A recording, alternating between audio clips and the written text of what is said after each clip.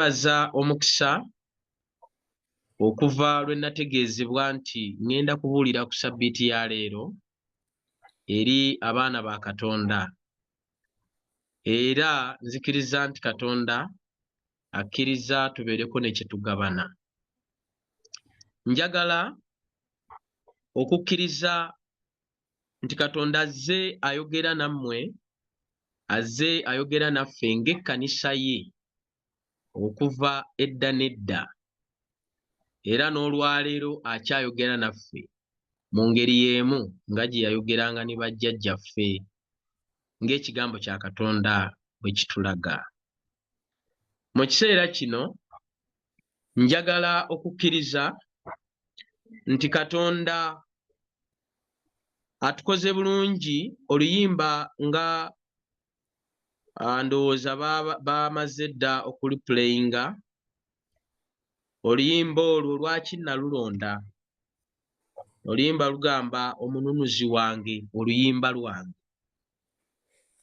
Katonda waffe twetaaga okumuyimbako ennaku zonna, kubanga n'amaanyi ge ga kitalo, n'amaanyi ge ga nsusso. Era tumutegedde emirundi mingi ng'akola, era y'ensonga lwaki omutwe gw'obubaka buno gugambye nti obuyinza bwa Mukama. Obuyinza bwa Mukama, oyo gwe tuyimbako ennaku zonna. Mu kiseera kino mukkirize nsooke neeyambiseeko ebigambo bino, era nga lesoni ngiwuliddeko bwekubaganyiziddwa, ate era nga bwe tuzze tugitunuulira nga Katonda ayolesa amaanyi ge, ekyo kye njagala okwogerako. Bwe tutunuulira, kanneekooneko katono mu lesoni gye tubaddemu, bwe tutunuulira enkola ya Katonda okuva edda n'edda, bwe yasuubiza jjajjaffe abaana ba Isirayiri, naye nga byonna abikola olw'amaanyi. Njagala kutegeeza gwa mpuliriza mu kusinza kwa leero, ebyo byonna bye yakola ku baana ba Isirayiri mu kutandika kwabwe mu lugendo lwabwe, amaanyi ge tegaatandikira awo, gaatandika dda na dda okuviira ddala eri mu kutondebwa kw'ensi. Ensi eno yagikolera mu kigambo, yayogera olw'amaanyi ag'ekigambo kye. Buli kye yayogeranga ne kituukirira. Oyo ye Katonda ow'amaanyi gwe nkuleetedde olwaleero, gwe nzize tugabaneko wamu naawe. Katonda okuyita mu mirembe egy'enjawulo n'ajja ng'ayolesa amaanyi ge ku bajjajjaffe n'okutuuka ku baana ba Isirayiri. Lesoni beeyogeddeko. Bw'otunya mu kitabo kya Kuva n'otandikira ddala mu ssuula esooka, ewaaliyo Katonda ng'atandika okulaga amaanyi ge eri omusajja ono Falaawo, eyali omusajja omukakanyavu. Ebyo byonna twabirabye, mbyeyambisizzaako bweyambisa. Katonda n'alaga amaanyi ge nga Falaawo ayagadde okukola effujjo ku baana ba Katonda, n'addira n'eggwanga lye n'ayagala okulikolako effujjo nti alage amaanyi. Kyava asalawo nti kankendeeze eggwanga lya Katonda. Tubitegeera bulungi. Agenze alagidde abasawo bonna buli mwana azaalibwa ow'obulenzi attibwe. Ebyo byonna tubimanyi. Ne wano tulaba amaanyi ga Katonda nga takkiriza era teyakkiriza ekyo kibeerewo, era kyava akola enteekateeka yonna. Falaawo n'asigala nga tategedde Katonda. Katonda eyo yonna nvuddeyo, n'akola ekisinga obulungi kwe kwagala okuteekateeka enteekateeka namutayiika abantu be butya bwe bagenda okuwona okuva mu mbeera eno ey'okunyigirizibwa, kubanga yali amaze okukakasa nti kyekiseera abantu bange ndabye okubonaabona kwabwe, kyekiseera mbatwale gye bagenda okuwummulira. Era kyava abasuubiza nga lesoni era abakubaganyiza ebirowoozo bwe boogedde. Bw'abatwala lwaki neekoonyeeko eyo? Nkulaga omukono gwa Mukama ogw'amaanyi olwaleero kwe neetoolozza obubaka. Mu lugendo lwabwe Katonda nga tannaba kukola byonna asisinkana Musa ng'alunda endiga za mukama we, ali mu kisibo kya mukoddomi we. Katonda eyo gy'asinkanira Musa, bye baayogera byaliwo, Bayibuli byetulaga mu ssuula ey'okusatu eyakuva. Katonda ebyo byonna ng'ayolesa amaanyi, Musa agezaako okugaana era amunnyonnyola, kasookedde oyogera nange bwe waalabye naayogedde kigambo ki, sirina busobozi. Katonda n'amugamba, emboozi yali nnene, Musa bwe kkiriza bukkiriza, bwe mba nga nze Katonda eyakukuuma ng'oli mu kibaya, bwe mba nze Katonda eyatuma Miriyamu akugendereko, bwe mba nze Katonda eyakkiriza obeerewo wakati wa Falaawo ng'ayagala kukutta ng'omwana omulenzi etteeka lye yali ateeseewo, bwe mba nga nze Katonda akukuumye n'okutuusa leero, kkiriza ompeereze. Oye Katonda ow'amaanyi.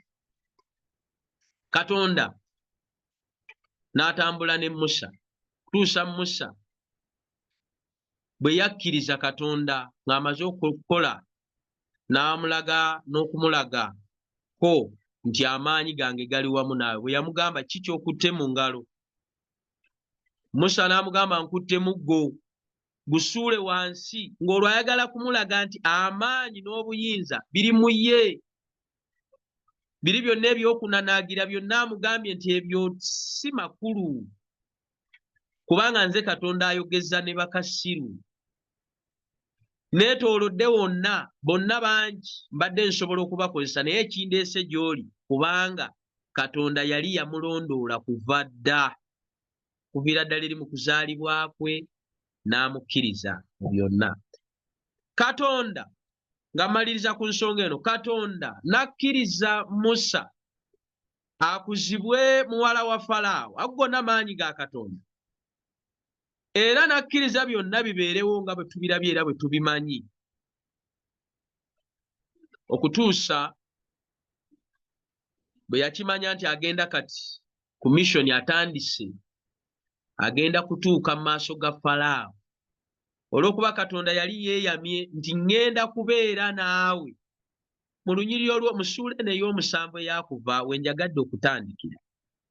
Bw'osoma mu kitabo kyakuva essuula ey'omusanvu olunyiriri olusooka agamba, Mukama n'agamba Musa nti, lwe lunyiriri olw'okujjukira olwo lwe ntuuseeko, kubanga lwe luli ku ky'okuyiga. Mu ssuula eno ey'omusanvu, Bayibuli egamba etya? Agamba bw'ati nti Mukama n'agamba Musa nti, laba nkufudde Katonda eri Falaawo, era Alooni muganda wo alibeera nnabbi wo. Ekikyusa ekirala kigamba Alooni muganda wo y'anaabeera katikkiro wo. Katonda oyo ow'amaanyi, ne bw'oba olina eddaala ly'oliko nga teririna busobozi, oyo Katonda asobola okukyusa byonna by'oli alyoke ayolese amaanyi ge. Katonda y'oyo akutegeera, ye yakumanya nga tonnaba na kuzaalibwa, abamu ku bannabbi ebigambo ebyo Katonda yabibategeeza.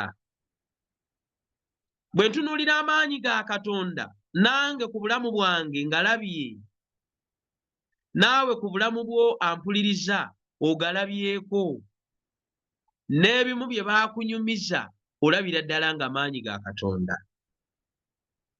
Katonda ng'ateeseteese olugendo, ng'ateeseteese pulaani ye etuukirire okuggya abaana be mu nsi ey'obuddu mu bulumi, Katonda kyava agamba Musa nti toli Katonda, tolina maanyi, n'okunanaagira onanaagira, tolina busobozi bumala, naye ku lwa missoni gye nkutumyeko nkufudde Katonda.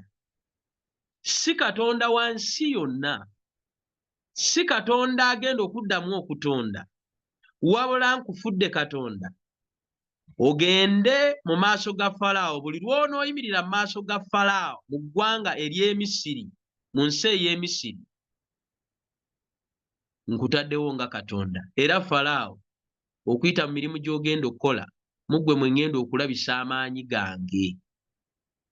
Ebyakolebwa bingi, tubitegeera, tubiwulirako, ne twongera okukkiriza Katonda ow'amaanyi. Era njagala okutegeeza, Falaawo ebintu bingi bye yakkiriza nti mazima ddala ono ye Katonda atazannyirwako, ono ye Katonda obuyinza n'ekitiibwa asaanidde okubiweebwa, kubanga nze ono si ye Musa gwe ndaba gwe nakuza mu nsi ey'Emisiri wano, wabula Musa ajjidde mu ngeri ndala.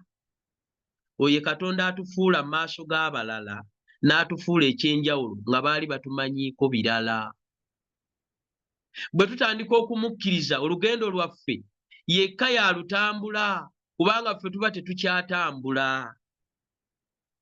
Oyo ye Katonda akyusa obulamu bwaffe ne tuddayo mu bantu abaatumanyiira nga tebakyalaba ffe, nga balaba Katonda. Omusajja Falaawo atunuulira Musa nga si ye Musa gwe yakuliza mu nsi ye, eyalya ku mmere ye, eyali atuuse ku ddaala lya kabaka. Naye ani akola ekyo mu bulamu? Oyo ye Katonda gwe nkuleetedde olwaleero tugabaneko awamu naye. Omusajja ono Dawudi bw'aba ayogera mu Zabbuli ey'e-9 ng'ayogera ku Katonda ono, mu Zabbuli ey'e-9 bw'oba obikkudde nange, soma nange mu ssuula esooka, njagala tuyite mu bigambo bino. Omusajja Dawudi lwaki ayogera ku Katonda ebigambo bino? Kubanga Dawudi y'omu ku basajja abakkiriza nti Katonda amaanyi ge ga nsusso, ne kyalina okukolebwa erifa abaana b'abantu kumugulumiza, kumutendereza, tewali kirala, kumuweereza.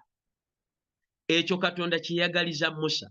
Dawudi bw'osoma mu kitabo kya Zabbuli essuula ey'e-9, Zabbuli eno ey'e-9 olunyiriri olusooka agamba nti Mukama afuga amawanga gakankane, atuula wakati w'abakerubi, ensi esagaasagane. Oyo ye Katonda w'amaanyi, mukwano gwange, gwe nziza okutegeeza. Ye Katonda eyakola ensi eno nga terina mpagi. Ye Katonda akkiriza buli kimu kibeerewo ne kiba. Oyo ye Katonda atuyita mu kusinza kwa leero tumunywerereko wakati mu mbeera yonna eyinza okututaataaganya, tukkirize nti Katonda w'amaanyi. Katonda ono akoze ebikulu bingi. Wulira olunyiriri olwokubiri, nkyali mu Zabbuli eno ey'e-9 agamba Mukama mukulu mu Sayuuni, era ali waggulu okusinga amawanga gonna. Mukwano gwange, nga tusinza Katonda, wali ofumitiriza ku bukulu bwe? wali ofumutiriza ku kuba owa waggulu okusinga ebirala byonna. Katonda tumulabira mu bintu bingi era tumulabira ku basajja bangi abaatusooka. Olwaleero be bayinza okutulaga abasajja bano nga ba Dawudi. Dawudi mu linnya olwokusatu kyava agamba nkyaliwo awo nti mutendereze erinnya lye ekkulu era ery'entiisa, ye mutukuvu. Mumutendereze. Tulabye omukono gwa Mukama bulijjo ogutatulekerera. Eyo gy'oli nze nzikiriza bw'obanga otegeera obukulu bwa Katonda, olabye amaanyi ga Katonda nga gakufuza ebintu byonna, Katonda nakkiriza. Olabye amaanyi ga Katonda nga geeraze bulijjo. Ayongerayo n'agamba nti mubuulirenga ekitiibwa kye mu mawanga, ebyamagero bye mu bantu bonna. Ekyo Katonda kyokka ky'ayagala mu bulamu. Era atuma Musa agamba nkufudde Katonda, genda obuulire okubeerawo kwange, genda otegeeze abantu bonna nga mwe muli ne Falaawo, mutegeeze nti nze nina ekitiibwa nzekka. Amaanyi n'obuyinza bya Mukama. Katonda ekyo naawe kyakwagaza mu nsi ow'omukwano. Ekyo nange Katonda kyanjagaza. Mukama waffe anaatera okukomawo. Mukama waffe agwanidde okusinzibwa. Weewaawo tuli mu nsi muno, Setaani naye okulwana kwaliko ensangi zino, ebiseera bino, okuva edda n'edda, nga bwe tumanyi nti ye mulimba, ye mutandisi w'okulimbalimba. Lwaki byonna byonna yali abikola? Ayagala kitiibwa. Ekyo Katonda ekirina okumuweebwa, Setaani yakyagala. Setaani lwaki aleese endwadde nnyingi ku baana b'abantu? Ayagala bamutendereze.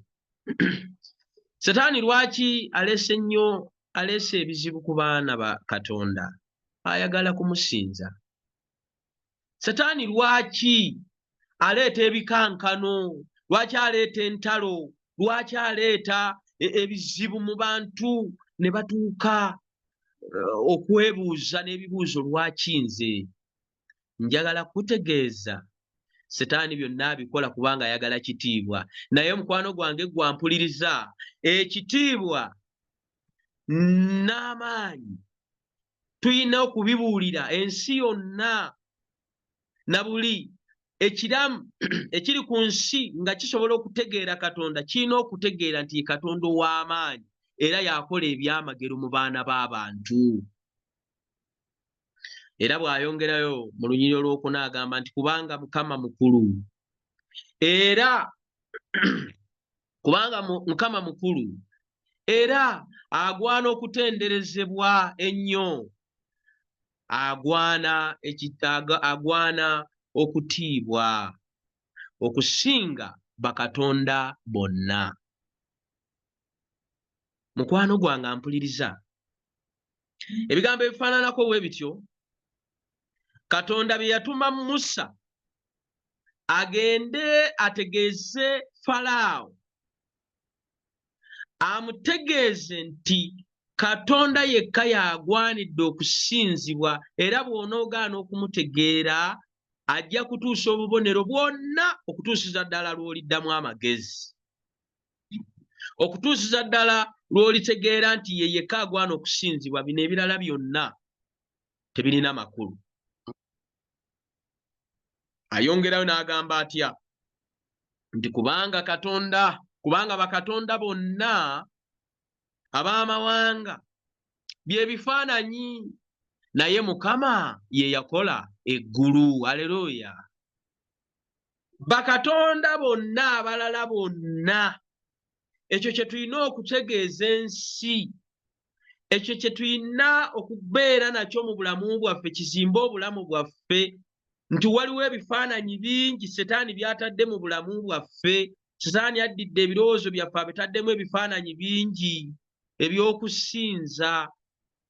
Ayina byatutaddemu bingi, abamu biyita ebifo, positions ez'enjawulo. Naye njagala kutegeeza agwanidde okusinzibwa ye Katonda okusinga bakatonda abalala bonna. Oye Katonda agwanidde okuddusa ebizibu byaffe gy'ali.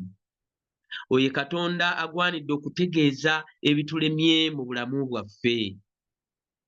Singa Falaawo yatuuka ku ddaala eritegeera mu ntandikwa ebigambo Musa bye yamugamba, yalibadde tafuna bizibu byonna bye yafuna mu bulamu. Naye olw'okuba yagaana okukkiriza, kyava aleeta ne bukatonda obulala mu maaso ga Katonda ono, Katonda omukulembeze omukulu eyatonda eggulu n'ensi. Katonda n'alaga Falaawo amaanyi nti tewali buyinza gye buva walala wonna, wabula obuyinza bwange, kubanga nze natonda eggulu n'ensi, era nze nakuwa n'omukisa okulembera bwe njagala nkujjawo. Ekyo ensi tekimanyi. Twetaaga okukitegeeza ensi ab'emikwano. Oyo ye Katonda gwe tuyina okutegeeza ensi emutye. Era mu Lunyiro lw'omukaaga agamba nti ekitiibwa n'obukulu biri mu maaso ge, amaanyi n'obulungi biri mu watukuvu we. Ekitiibwa n'obukulu biri mu maaso ge. Falaawo singa yakimanya nti obuyinza bw'alina bumuweebwa Mukama, Falaawo singa yakimanya nti ekitiibwa kyali kya Mukama, teyalibadde n'amaanyi malala gonna ge yeesiga. Kati ku Falaawo katuveeyo. Njagala okutegeeza olwaleero obulamu bwange, njagala kubuuza ekibuuzo, obulamu bwo bujjudde Mukama? Obulamu bwange bujjudde okwesiga Mukama? Embeera ekutuukako ezze mu maaso go ng'ekifaananyi okukuziiza okulaba Mukama? Njagala otwale omukisa guno mu kusinza kw'olwaleero nga tugaba n'ekigambo kya Katonda. Amaanyi n'obuyinza byonna bya Mukama oyo yatubeezezaawo n'okutuusa leero. Dawudi kyava agamba nti ekitiibwa n'obukulu biri mu maaso ge. Era Musa ng'ayimiridde mu maaso ga Falaawo teyategeera ayimiridde mu maaso ge nti Katonda yamaze dda okumwambaza ekitiibwa kye. Teyategeera ayimiridde mu maaso ge nti Katonda yamaze dda okumufuula amaanyi agatawangulwa. Ye yalabanga Musa ono gwe yakuza, gwe yaliisa ku mmere ye, n'atamanya nti oyo kyali si kyamulabako si kyali. Katonda bw'atyo bw'atuyimusa ng'abaana be. Oli bw'otyo kubanga oyimusiddwa mu kitiibwa kya Katonda. Oli muwanguzi, obuwanguzi obwo tobutuuseeko lwa nsonga ndala yonna, kubanga Katonda akwambazza ekitiibwa kye. Oli mukulu, mu bukulu bw'olimu, abakwetoolodde balaba obukulu obwo. Obukulu obwo tebukwambaziddwa mulala, bukwambaziddwa Katonda. Katonda kyava atuyita abaana nti naye mmwe muli ggwanga ddonde, muli kika kitukuvu, bakabona ab'obwakabaka, eggwanga eddonde, nga n'okutuyita yatuyita okukola omulimu ogw'ekitiibwa.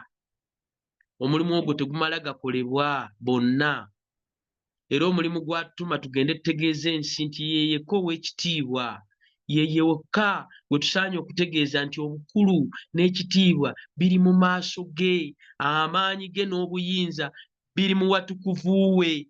Ekyo mulimu omukulu ogwo teguweebwa bantu abatalina value. Olina value kubanga oliko ekitiibwa kya Katonda. Zabuli njagala koma musuula mu lunyiriri luno olw'ekkumi. Naye olw'omusanvu lugamba mumuwe Mukama mwe ebika eby'amawanga.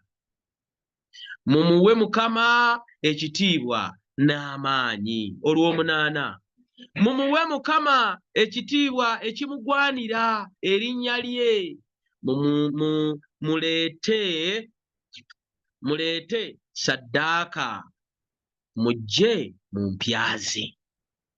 Katonda waffe yeeka agwanidde okusinzibwa. Njagala okutegeeza mukwano gwange, obulamu bwaffe Katonda yatuteekawo olw'okutuukiriza emirimu gye. Katonda yatuyita alyoke atuukirize emirimu gye. Ensi gye tannaba kutegeera. Katonda takuyitira bwereere. Akuyita ekitiibwa kye kirabikire mu ggwe. Emirimu gye emirungi girabikire mu ggwe. Bwe tutaweereza Katonda tuba tukka. Naye buli lwe tuweereza Katonda tuba tuyimusibwa. Katonda bw'ogaana okumuweereza, bw'ogaana okumugulumiza, bw'ogaana okumutegeeza abalala bamutegeere, naye ng'anyiga swiki ng'akuvaako,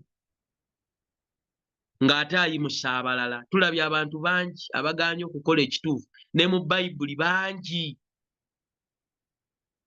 Geza bakabaka bonna aba Isirayiri, waliwo Katonda be yalaba ng'okubeerawo kwabwe tekugasa, nga tekukola makulu, abo n'abajjawo.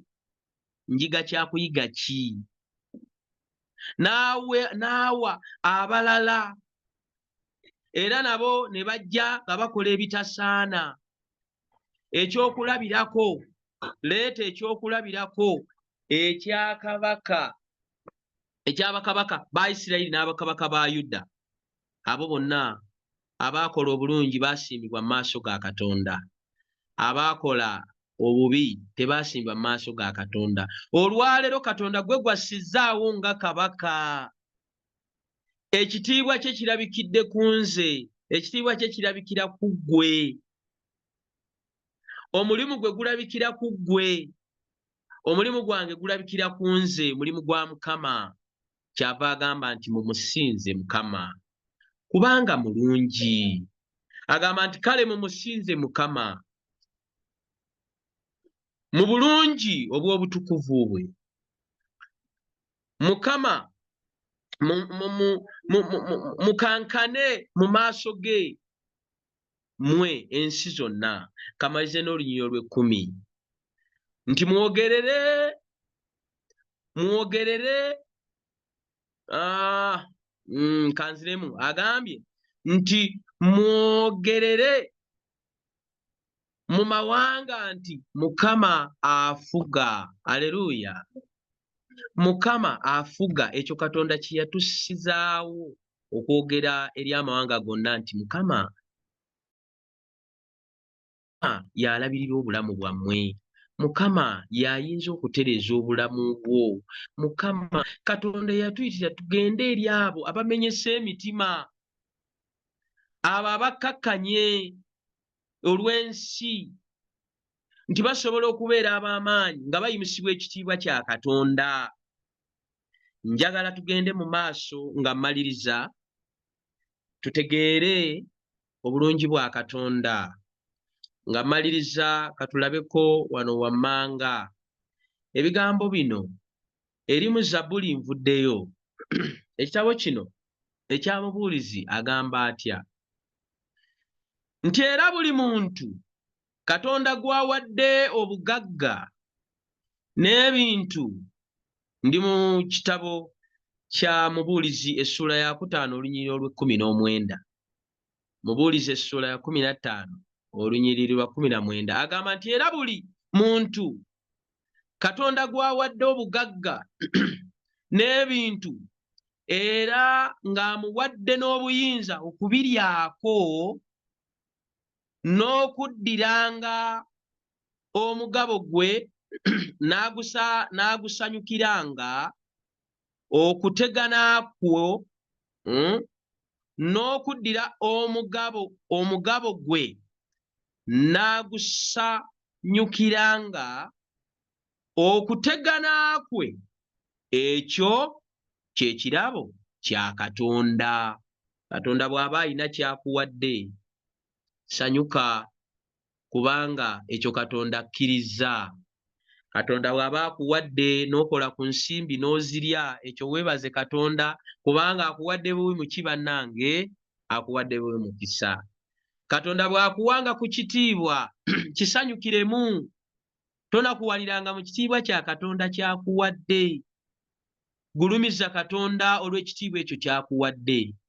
Katonda bw'aba akwongedde ku myaka n'akujja ku mwaka ogumu n'akuzza ku mulala, sanyukiranga mu ekyo era omugulumize, n'ensi etegeere nti Katonda akwongedde omwaka. Katonda bw'aba akuwadde omulimu nga tofuddeeyo wa wooli, oba oli mu nsi ki, oba oli mu kifo ki, oba osula wa, njala kutegeeza sanyukiranga Katonda bulijjo, kubanga oye Katonda ow'amaanyi, ye Katonda ow'amaanyi. Naye wulira mu kitabo kya Mubuulizi essuula ey'omukaaga, nsemberera okumaliriza. Mu kitabo kya Mubuulizi essuula ey'omukaaga olunyiriri olusooka agamba nti waliwo ekibi kye nalaba wansi w'enjuba era kizitoowerera abantu. Kibi kyekyo kye twetaaga okumanya. Olunyiriri olwokubiri, wulira nga mmaliriza, kubanga byonna byonna kaakati ndi mu kuwunzika n'ensonga eno nkulu. Asoose n'agamba nti waliwo ekibi kye nalaba wansi w'enjuba era kizitoowerera abantu. Kibi kyekyo mu lunyiriri olwokubiri agamba, omuntu Katonda bw'amuwa obugagga n'ebintu n'ekitiibwa n'okubulwa n'atabulwa kintu olw'emmeeme ye, ku ebyo byonna bye yeegomba, naye Katonda n'atamuwa buyinza, awo kawulidde ako, n'atamuwa buyinza kubiryako, naye omugenyi ye abirya.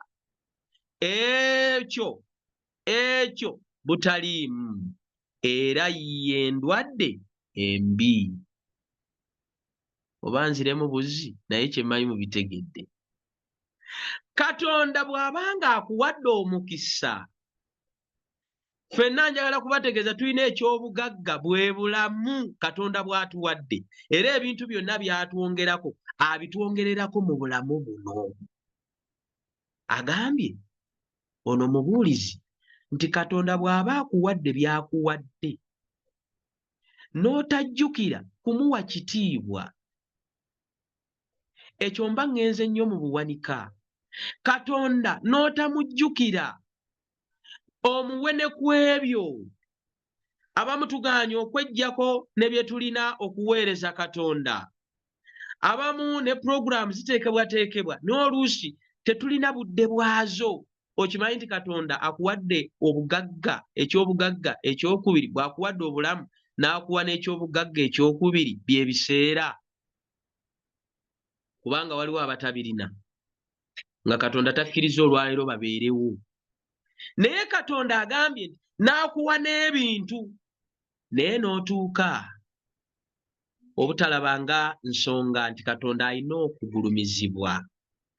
Agambye bw'omugaana okubiryako, baabagenyi babikola batya? Babiryako. Abantu bameka abalese obugagga? Nze nalina jjajjange yaleka ente kubanga pressure ye yamulumba, n'afuna pressure mangu mangu n'aggwawo, obulamu bwe ne buggwawo. Naye njagala kutegeeza, Hajji oli yali alina ekisibo nga kirimu ente ezigenda nga mu 5 n'okugenda waggulu. Naye bwe yawummula bw'ati, Kimpanye ekyokuyiga nkukakasa abantu batandika okutta ente ate ensava nga balya nga tewali nayinza banyegako.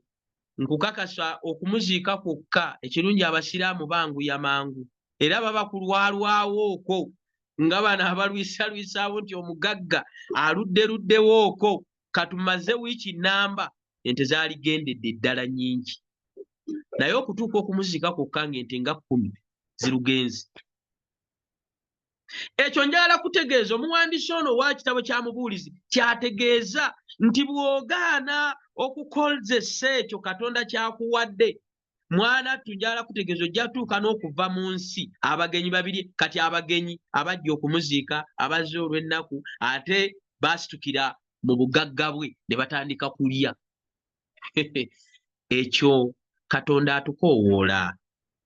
Bwe tutegeera nti obuyinza buva eri Katonda, bwe tutegeera nti obuyinza n'amaanyi bya Mukama, tumugulumize, tumutendereze, tumuwe ekitiibwa era tukkirize obulamu bwaffe butwalibwe amaanyi ga Katonda. Kanjogere ku musajja ono Nebukadduneeza mmalirize. Katonda yamuwa ekitiibwa n'amaanyi n'amukozesa ebintu bingi. Lesoni ekuta ku Nebukadduneeza tujanyi njagala okumanyizayo eyagafaanana ga Falaawo. Omusajja Nebukadduneeza akola ebintu by'amaanyi mazima ddala, ensi n'emukkiriza nti Nebukadduneeza kituufu oli musajja w'amaanyi. Katonda yamujjuza amagezi, Katonda n'amujjuza obugagga. Tusoma ku lesoni ekwata ku Nebukadduneeza. Nebukadduneeza yali kabaka atwala amasaza agawerako. Nebukadduneeza yali musajja wattutumu nnyo mu nsi yonna. Nebukadduneeza ayogerwako nga yali omusajja ow'amaanyi, amaanyi g'ennyinza obutagatuuka wala. N'eki kyenjagadde okugjayo, bw'osoma mu Danyeri essuula ey'okuna olunyiriri olw'29 agamba nti awo emyezi 12 bwe gyayitawo, yali atambula mu lubiri lwe olw'e Babulooni. Olunyiriri olwasatu lugamba nti kabaka n'ayogera nti kino si Babulooni ekikulu kye nazimba okuba ennyumba y'obwakabaka n'amaanyi ag'obuyinza bwange n'olw'ekitiibwa eky'obukulu bwange. Amaanyi n'obuyinza teyabizza eri Katonda, yeerowoozaako ng'ow'amaanyi, n'aggyawo Katonda. Njagala okutegeeza amaanyi n'obuyinza biri mu Katonda. Wulira olw'31 ekigambo kyali nga kikyali mu kamwa ke ka kabaka, eddoboozi ne ligwa nga liva mu ggulu nti ggwe kabaka Nebukadduneeza, kyogerwa eri ggwe, obwakabaka bukuvuddeko. Buli lwe tutazza kitiibwa eri Katonda waliwo emikisa mingi egitusaliddwako. Buli lwe tutategeera maanyi ga Katonda waliwo emikisa mingi gye tutatuuseeko, kubanga tupimiddwa mu maaso gaffe, mu maaso ga Katonda nga tetusaanidde. Tuyinza okufaananako nga Nebukadduneeza ekyamutuukako. Olunyiriri olw'32 lugamba nti era onoogobebwa okuva mu bantu, era olibeera waggulu, olibeera wamu n'ensolo ez'omu nsiko, era olirisibwa omuddo ng'ente. Ndi mu ssuula ey'okuna eya Danyeri olunyiriri olw'32. Olirisibwa omuddo ng'ente, era ebiseera 7 biri kuyitako okutuusa lw'olitegeera ng'oyo ali waggulu ennyo yafugira mu bwakabaka bw'abantu era obwa buli abuwa buli gw'ayagadde. Wulira ebigambo bino ne bigambibwa Nebukadduneeza. Bigambo si birungi. Nange olwaleero bwe mba siwadde Katonda kitiibwa, ebigambo ebyo bisobola okutuuka ne kikafuuwe ebigambo ebyo okutuukirira ku bulamu bwo gwawulira ebigambo bino era n'okkiriza nti Katonda obuyinza n'amaanyi biva gy'ali. Abantu bangi tubalabyeko nga bambuluddwa ekitiibwa kya Katonda. Abantu bangi tubalabyeko nga balemereddwa kubanga bagaanye okusitula Katonda, bagaanye okuteeka Katonda mu kifo ekituufu. Njagala kumaliriza ne Nebukadduneeza. Wulira Bayibuli egambe bw'eti mu Luyiyo lwa 3:3 nti mu ssaawa eyo ekigambo ne kituukirira, Nebukadduneeza n'agobebwa okuva mu bantu, gamba kitalo, n'alya omuddo ng'ente, n'omubiri gwe ne gutoba omusulo ogw'omu ggulu okutuusa enviiri ze lwe zaakula ng'ebyoya by'empungu. Wulira omuntu abadde ow'ekitiibwa, omuntu abadde ow'amaanyi kyafuuse, n'enjala ze ng'enjala z'ennyonyi. N'ava mu buntu n'adda mu bw'ensolo. Waliwo Bayibuli byetajja tutegeeza. Mu bufunze bw'aba atandise okulya omuddo ogw'ente, Bayibuli yalitwongereddeko nti n'olubuto lwe ne lukyusibwa. N'ava mu kubeera n'olubuto olw'abantu n'abeera n'olubuto olw'ensolo, n'atandika kukyusa muddo. Basaba ne bannyabo, tuyigira ki ku Nebukadduneeza? Nti bwe tukomawo mu maaso ga Katonda, Katonda atwaniriza. Njagala kumaliriza n'ebigambo ebyo. Nti bwe tukomawo mu maaso ga Katonda, Katonda atwaniriza ab'emikwano. Wawa oweebuuse, ddala ki kw'obadde otuuse? Katonda abadde asse mu bulamu bwo? Waliwo Katonda w'atagulumiziddwa? Waliwo w'atakkiriziddwa mu bulamu bwange? Amaanyi ge gassiddwa? Mirundi emeka gy'onafuyiza Katonda mu bulamu bwo? Oyinza okuba ng'onafuyiza Katonda mu bugenderevu oba nga togenderedde, naye okuyita mu bubaka bw'olwaleero nsaba Mukama ayimuse essuubi erya buli muntu. Buli muntu ampuliriza mu bubaka buno, nsaba Mukama ayimuse obulamu bwo. Obulamu bwo budde bujja. Katonda ayimusibwe mu bulamu bwe, amaanyi ge galyoke gakole ku bulamu bwaffe, galyoke gakole ne ku bulamu bw'abalala.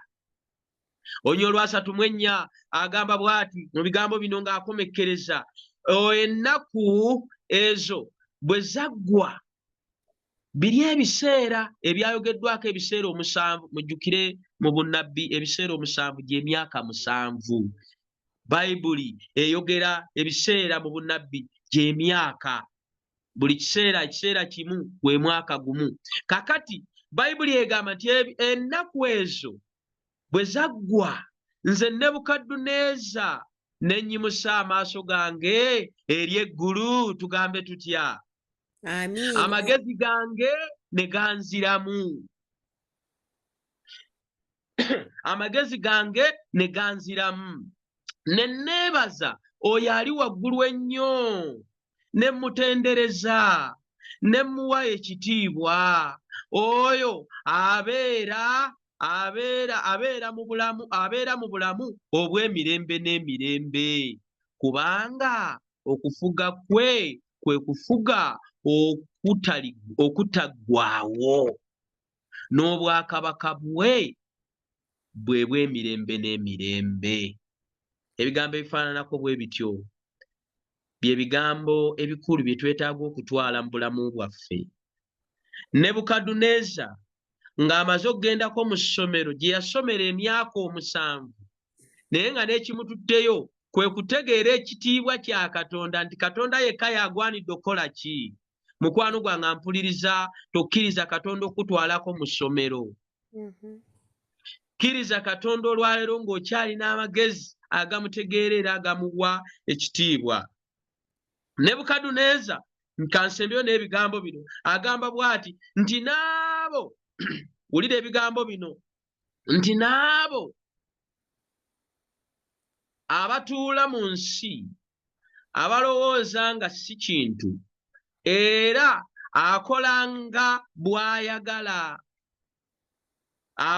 bw'ayagala mujje ery'omu ggulu, era ne mu abo abatuula mu nsi so si wali ayinza okuyinza omukono gwe ayinza okuziyiza omukono gwe newankubadde okumugaana nti okola ki. Oyo Katonda gwenza okubategeeza. Wakati mu kiseera ekifaanana bwe kityo bw'ogenda nga weeyongerayo, sijja kugenda mu maaso nnyo, nti Bayibuli egamba nti mu kiseera ekyo bino bye bigambo byenjagala osembyayo nabyo. Mu kiseera ekyo bwe yamala okutegeera Katonda nti ye w'amaanyi, bwe yamala okukkiriza Katonda nti ye w'ekitiibwa, bwe yamala okukkiriza Katonda nti obuyinza byonna biva gy'ali, amangu ago amagezi ne gamuddamu. Aleluya, amiina. Nti mu kiseera ekyo amagezi gange ne ganziramu, n'olw'ekitiibwa eky'obwakabaka bwange, obukulu bwange byonna ne biddamu ne bimpeebwa. Njala okutegeeza nti Katonda ow'amaanyi gwe nkubuulirako nange gwe ngabanako ye Katonda atatunuulira muntu na biki ebikulemye ne wa gy'okomye.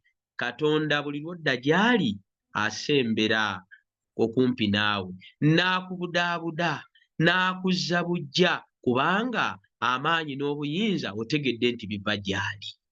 Nsaba Mukama akuwa omukisa. Ekineewuunyisa bwe tusoma mu bwakabaka bwa Nabukadduneeza nti emyaka 7 gyonna nga tali ku ntebe ey'obwakabaka, Katonda yakuuma entebe ye. Njala okutegeeza Katonda akuteereddewo ekisa, asigadde akukuuma, asigadde agulumiza obulamu bwo, asigadde akukwese mu wakati omulaba aleme kutwala, kubanga amanyi waliwo ekiseera ky'ojja okudda gy'ali omutegeere. Waliwo ekiseera kyenja okudda gy'ali mutegeere. Nsaba Mukama atuwa omukisa. Olwaleero tubeere Nebukadduneeza omukyufu omupya, tuleme okubeera Nebukadduneeza ye yasooka. Nebukadduneeza paati 1 oyo wakuzikirira, naye Nebukadduneeza paati 2 oyo ye w'obulamu obutaggwaawo. Nkwagaliza obulamu obutaggwaawo ku bwa Yesu Kristo omulokozi waffe. Mukama Amiina nnyo. Amiina. Amiina. Praise God. Katusabe ab'emikwano. Ayi Katonda kitaffe, gwe Katonda gwe tulabye nga tewali mulala agwanidde kusinzibwa okuggyako gwe Katonda ow'omu ggulu. Katonda eyasinkana Musa eri gye twavudde, Katonda eyalaba ebikulu ng'obimukozesa, gwe Katonda eyakkiriza okyuse obulamu bwe omufuule Katonda alyoke ayimirire mu maaso ga Falaawo nga muwanguzi. Mu ngeri y'emu Katonda gw'otuwadde obusobozi, gw'okkiriza Mukama okkiriza n'okusinza kwa leero kubeewo newankubadde Setaani abadde ayagala kwegulumiza. Era gwe Katonda gwe tutunuulira, Bayibuli gweyogeddeko nga Dawudi akutenda nti ekitiibwa n'ettendo bibyo, ogwana okusinzibwa, kubanga gwe mutukuvu wekka, gwe yatonda ensi n'eggulu. Era tukomekereza nga tulaba Nebukadduneeza. Mu kusooka Nebukadduneeza yali aweebuuse mu magezi nga takuwadde na kitiibwa. Naye Nebukadduneeza ng'amaze okuyitwako ebiseera 7 Bayibuli nga bw'eyogera, Nebukadduneeza yatandika okwogera ebigambo ng'amazima ddala ategeeredde ddala nti obuyinza n'ekitiibwa birina kuddira ggwe Katonda eyatonda eggulu n'ensi. Naffe olwaleero ayi Mukama tuwe obulamu obukusinza, naffe tuwe obulamu obunaategeera ggwe nti ggwe w'amaanyi mu bulamu bwaffe, n'ensi eryoke etegeerere ku ffe nga tukutendereza. Era Dawudi kyava agamba nti kale singa abantu batendereza Mukama olw'ebirungi bye n'olw'ebyamagero bye by'akola eri abaana b'abantu. Tukkirize ayi Mukama n'okusinza kwa leero kubeere okw'omukisa gye tuli. Nkusabira mukwano gwange gwe ali ku mukutu kuno, era Katonda Kitaffe nkusaba buli muntu yenna omuwa omukisa ogw'omuyiika, okomyewo obulamu bwaffe nga bwe wakomyawo obulamu bwa Nebukadduneeza, okutegeera n'okuzza ekitiibwa gy'oli. Bwetyo bwe tukusabye n'okwebaza ku bwa Yesu Kristo omulokozi waffe. Amiina. Mukama abawe omukisa.